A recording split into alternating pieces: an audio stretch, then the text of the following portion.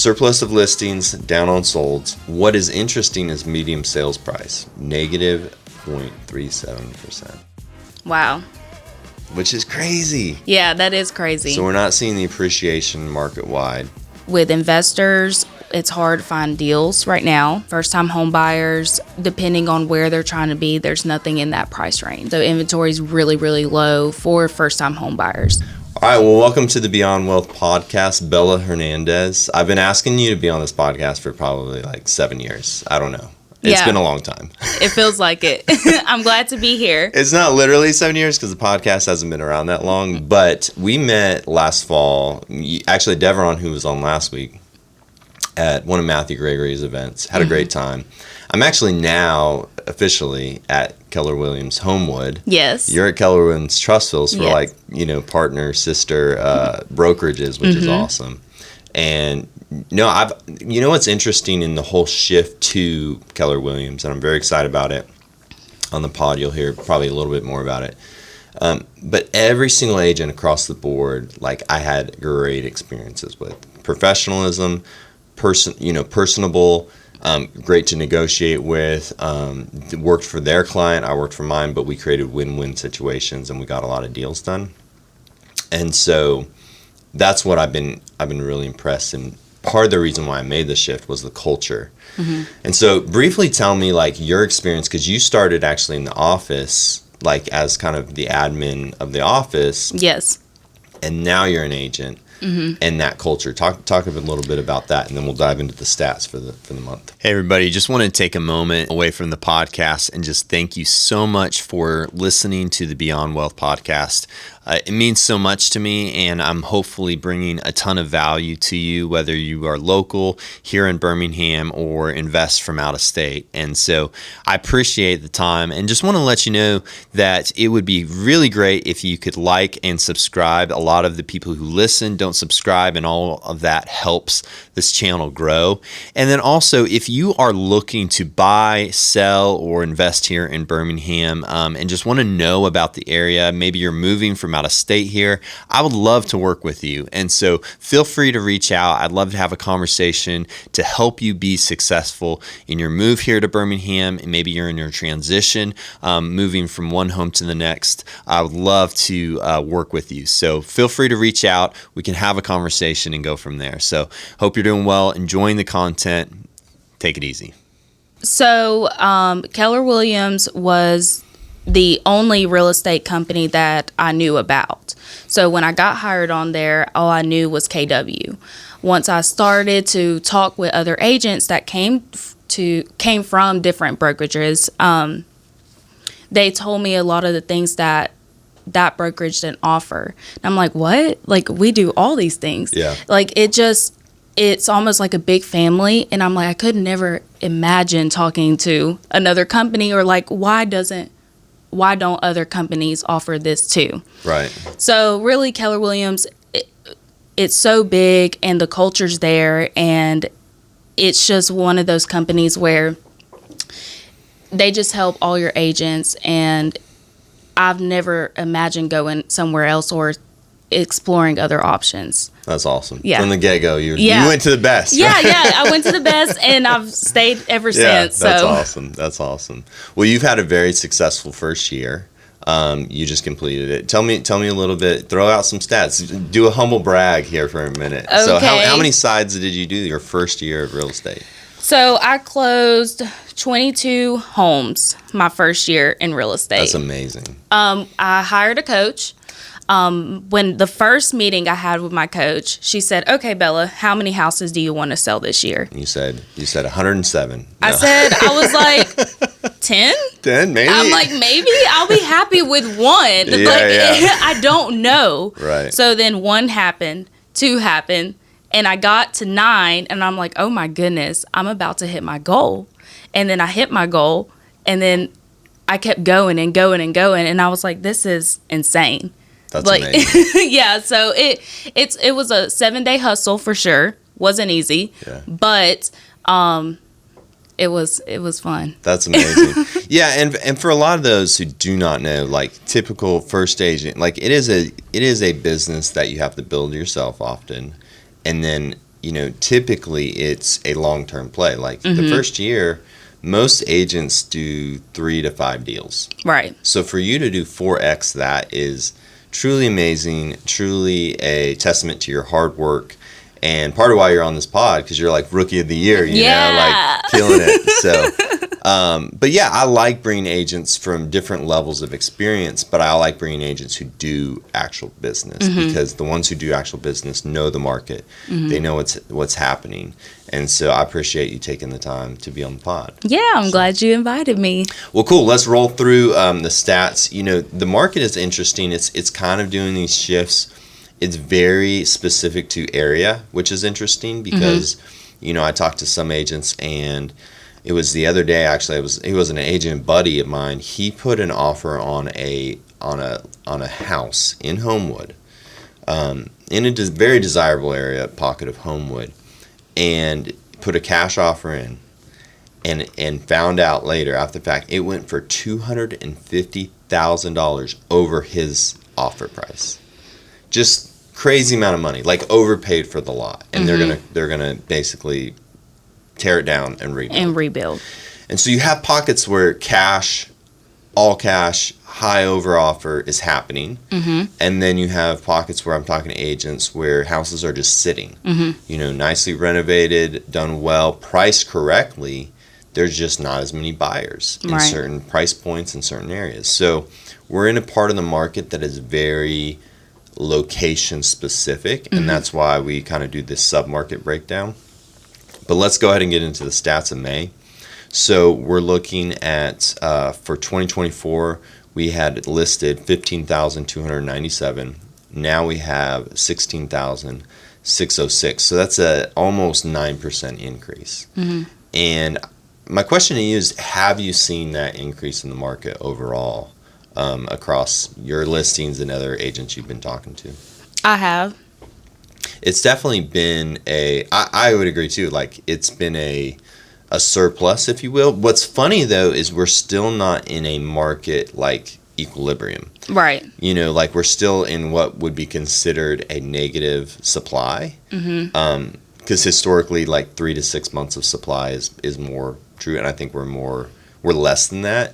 I need to pull the stats on that. I do not have the amount of supply, but all that to say is we're growing in supply, which is good. Solds is down though. So 2024 we had 10,061, and we're now at 9,552, which is a negative 5% in solds, which for May is not great. That's a month we should be honestly closing more. Right. And so surplus of listings, negative on solds. So oftentimes when I'm talking with people, I'm like, hey, your stuff will move, but it's not as fast. And a good example of that, I actually have a house that I owned as a rental for a while, decided to disposition for the layman. Sometimes I use these terms. It's funny, I actually talked to my mom. I love that. She listens to the pod. Love you, Mom.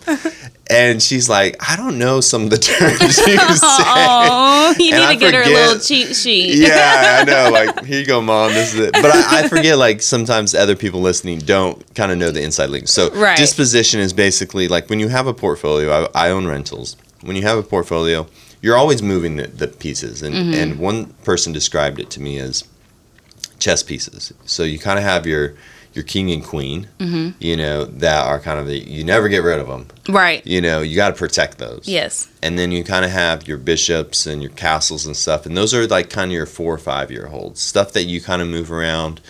And then you have kind of your pawns, which are kind of fix and flips or hold for a year. And they're all just puzzle pieces. And the more I do real estate, the less I see it as dollars and the more I see it as just little pieces on the plane. So I'm selling this property for a bigger picture, need some liquidity. And so anyway, all that to say is put it on market, like renovated it, made it from a 3.1 to a 3.2, put a good amount into that, fixed some foundation issues, did it right, like got a lifetime warranty on the foundation. It was not cheap. Right. But I did it right. Like when I renovate properties, like I do not like to halfway do it. Yeah. And don't cut corners. Yeah, because it's gonna cost you more when you do that. 100%. And so it still sat as good of a product as I felt I put on, and I priced it right. It still sat on market for almost a month. Mm-hmm. But we got under contract. It's still working through the process, but I got it under contract for like $2,000 less than I expected. Okay. So it's still, the price still worked, but it's just like we came from a market where it was like, it's under contract in a weekend, and I had 20 showings. Mm-hmm. And that just, even on the lower end range, and just like throughout the whole scheme, and that's just not the case. So surplus of listings, down on solds. What is interesting is medium sales price. So we're sitting, medium sales price is negative 0.37%. Wow. Which is crazy. Yeah, that is crazy. So we're not seeing the appreciation market wide. And then average days on market is up 16% from 36 to 42. And then medium is 17 to 21. So we're just seeing that even in the January, February market was relatively slow. And I don't know if you experienced that as well. But it kind of sped up a little bit in April, but May's still kind of lagging. Mm-hmm. So tell me a little bit about your experiences that you kind of had. I mean, we're about 6 months into this year. Have you seen that rise and fall and dip and fade in your buyers and sellers? I have, especially with buyers. I tend to deal more with buyers anyways. With investors, it's hard to find deals right now. So that's one issue. First-time home buyers, we have issues depending on where they're trying to be. There's nothing in that price range. Right. So inventory is really, really low for first-time home buyers. So that's a change itself. And for sellers, typically when I go to meet with the sellers, I like to show them the numbers, especially with my investors, because yes, they understand real estate, but do they really understand the numbers? Right. Days on market are higher now. Yeah. So what that means is we need to not chase the market. So it's always that initial conversation that I'm having with sellers is, hey, this is what we're looking at, and this is what we need to do and how we're going to adjust. We're not going to adjust in 2 weeks because we have no showings. That's not going to make sense right now. Right. So I love that you said that we're not going to chase the market, because it's 4 or 5 years ago, if it wasn't under contract in 2 weeks, you did have a problem with pricing. Exactly. Now you have to readjust sellers' expectation. Like, we might be 2 months in, and then considering like, hey, we might be not priced correctly. Or like, I will have showings and they're just like, I feel like we're marketing well, pricing right, and we'll have 3 showings. Mm-hmm. And you're like, you take that to your client, you're like, only 3 people looked, and they're like, oh no. And you're like, but you can't panic. That's kind of what it is. That's just what it is. So it's not a bad thing. Yeah. It's just a little bit different now. Yeah. And which it's fine. I mean, things are a little bit slower, but this is how we play it out. Right. It's not the end of the world. Yeah. It's not the end of the world. The sky's not falling. The sky is not falling. Maybe. All right, so let's break into submarkets and then we'll wrap up. Vestavia, Homewood, Mountain Brook, they kind of all have about the similar price point. Listings are up, even in that market, 33%. And solds are 1.34 higher. So the solds are still higher, but not as much as your listings. So even in what I would consider a very strong market, we're surplus of listings. And then medium sales price, down negative 3.3% in that pocket, which that shocks me. Yeah. And that was not last month's stat. And so that's very interesting. Let's move to Hoover and Trussville. We are not that much of a surplus. We're at 2.43% surplus, but solds are down 12%. That's wild. It is crazy. But medium sales price is up. And that's why, like, I pull stats from all these different markets, because it's like, the pockets. And even when I take a listing, Like I pulled the stats just for that pocket, But I'm a little bit surprised. So they're not in surplus of listings, but they're down on solds. That's kind of wild. Yeah. Have you seen that in that pocket specifically, or do you have anything in that currently? Currently, I don't.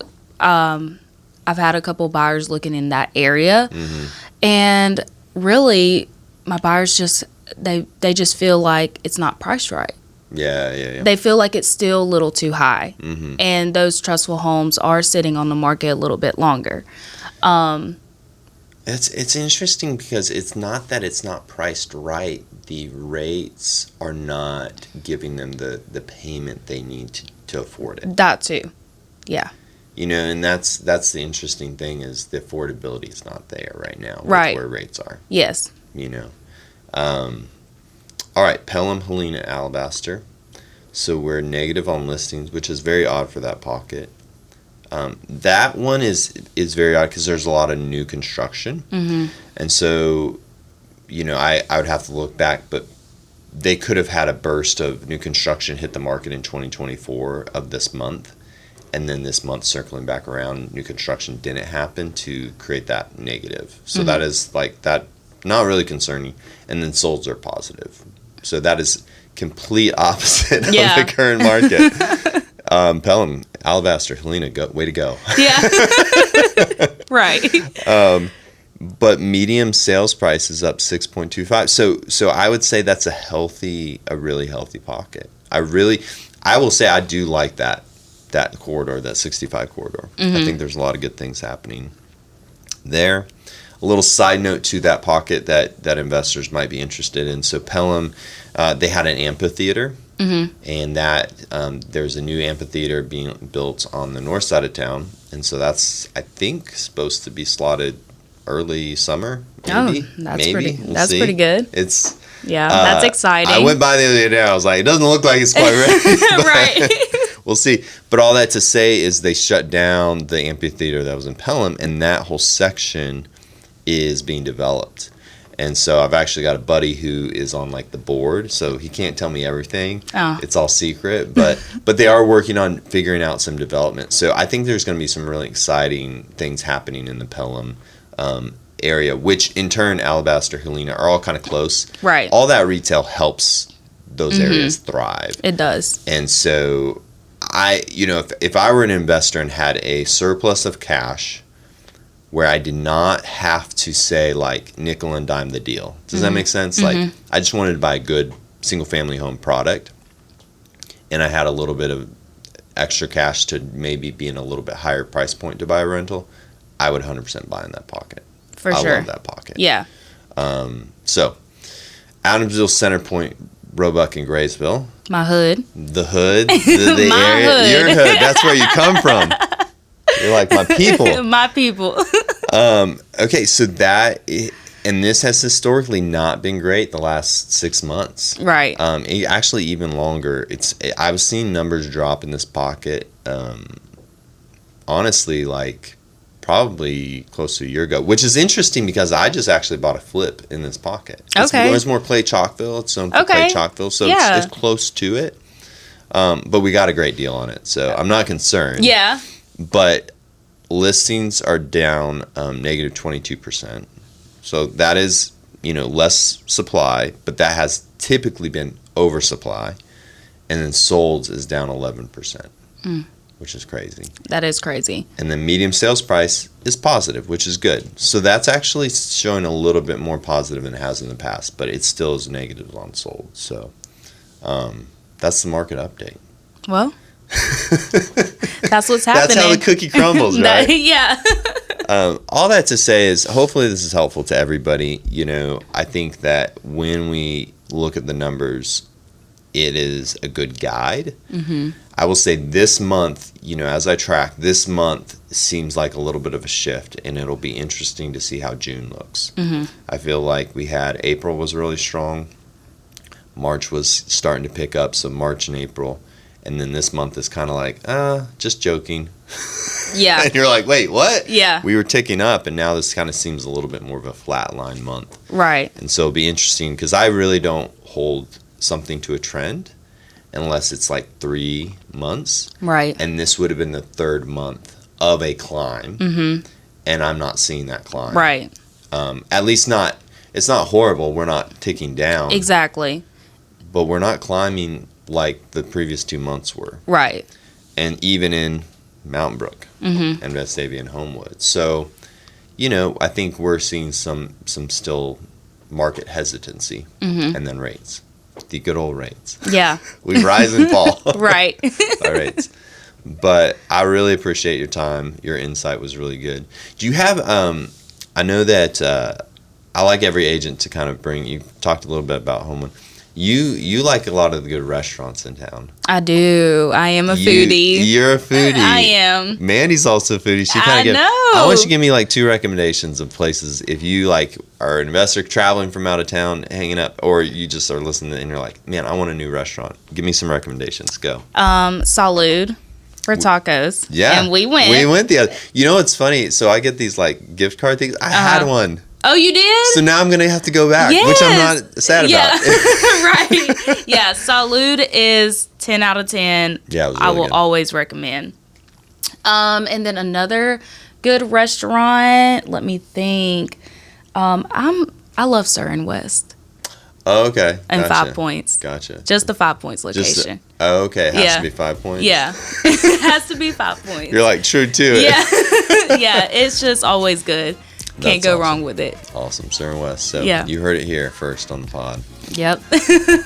Well, thank you so much for your time. Thank I appreciate you. you so much. And yeah, we'll catch you soon. Hopefully we get a deal done together soon. I hope so. All right. Take it easy. Bye.